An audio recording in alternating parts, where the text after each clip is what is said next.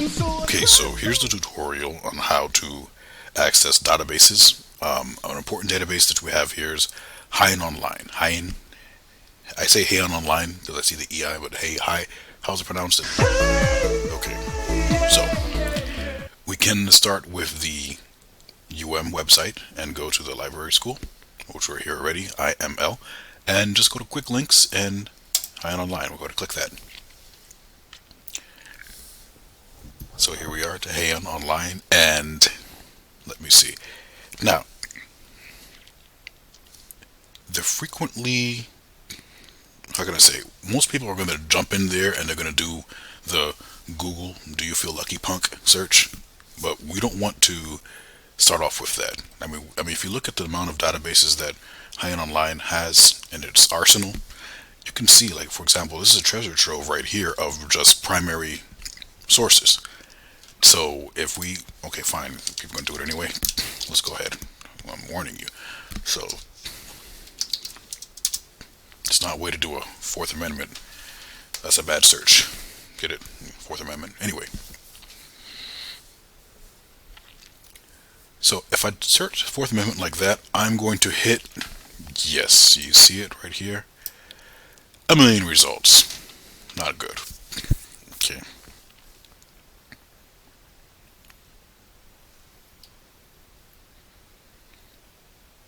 I had to warn you, you start off like Google, you can end up like Google with too many results. Just too much to work with. Alright, so let's just kind of go back on that. Let's go back to our home page, reset Hyan online, and we can look at browse databases by category, or we can look at how they they placed what is most popular at the forefront, which is Law Library Journal. Now, if I don't know what the journal consists of, I can go ahead and click this little I to get an idea of its scope. And it says we have over 2,900 law and law-related periodicals from criminal justice, political science, technology, down the list.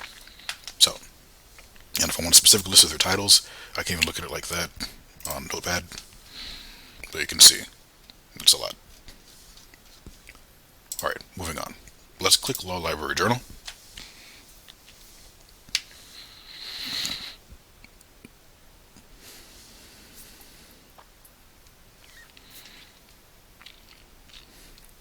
And again, here's a hyperlinked list of A through Z of the journals that they have in this collection, but it's a little bit more narrowed down.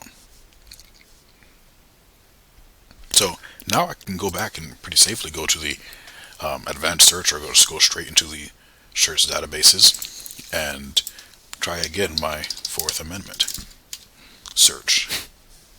Get it? Alright.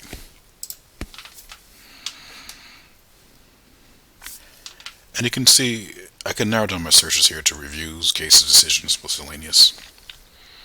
But now I have a much more manageable 359,000, which is still a lot. So, but we can narrow this down even further. If I don't want articles past a certain date, let me see, here's some notes, comments. Let's kind of change the scope with the dates, and let's just find something a little bit more recent, 2016 to today.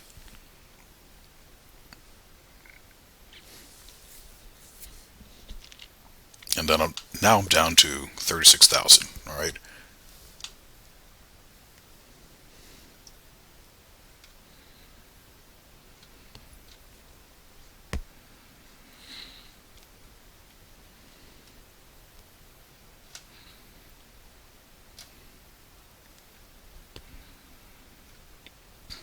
So here's an interesting article that I came across in the American Criminal Law Review. Fourth Amendment Anxiety, Fourth Amendment in the Digital Age. So that's cats at 50. So I'm going to go ahead and click that. But let me stop. Before I go on, let me hit back. What's very useful is that, and this is something you'll be working on in your class, is that they have what's available for you in a lot of the articles, a pathfinder. Okay, and you guys are going to be creating pathfinders on your own. But if I look at, here we go, Fourth Amendment Anxiety, So the Pathfinder subjects, remember we talked about the Library of Congress, breaking them down headings: criminal law and procedure, Fourth Amendment, constitutional law generally, information privacy, law enforcement, and I can click on any one of these. I can do it now, but I can click on any one of these to get to a general subject of that. But let's go back to our article here,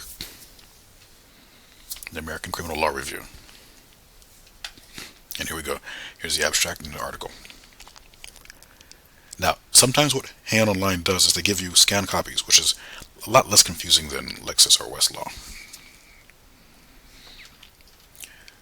Now, if you got used to searching on Google, using their advanced searches on Google Scholar, we have something similar here, which is the Scholar Check statistics. So I can see, even without clicking it, I can see that there are 11, this has been cited by 11 articles.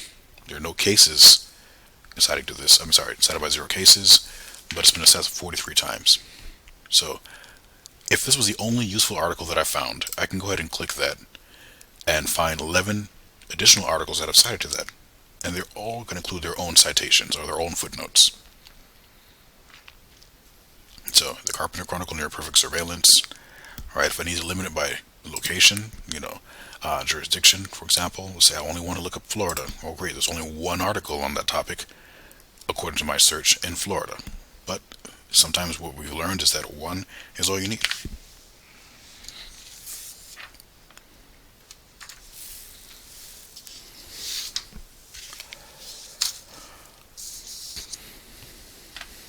So, policemen and me, analyzing the constitutional implications of police use of commercial DNA databases. Interesting. So here are pathfinders right here in that article. So I'm going to go ahead and click that.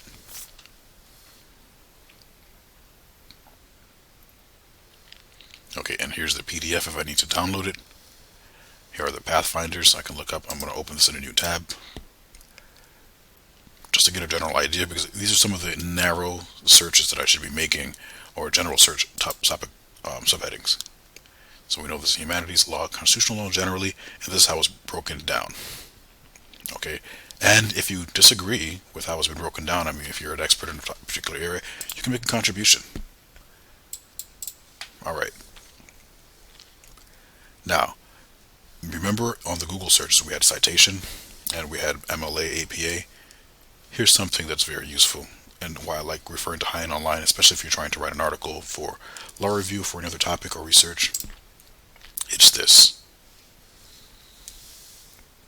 Yes, it's just beautiful. 21st edition Blue Book, 21st edition Blue Book, and it even tells you how to pin cite. Isn't that great?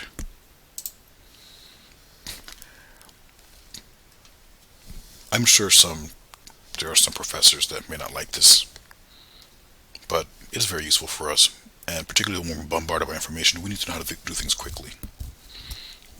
So that's a wrap up of Haiyan.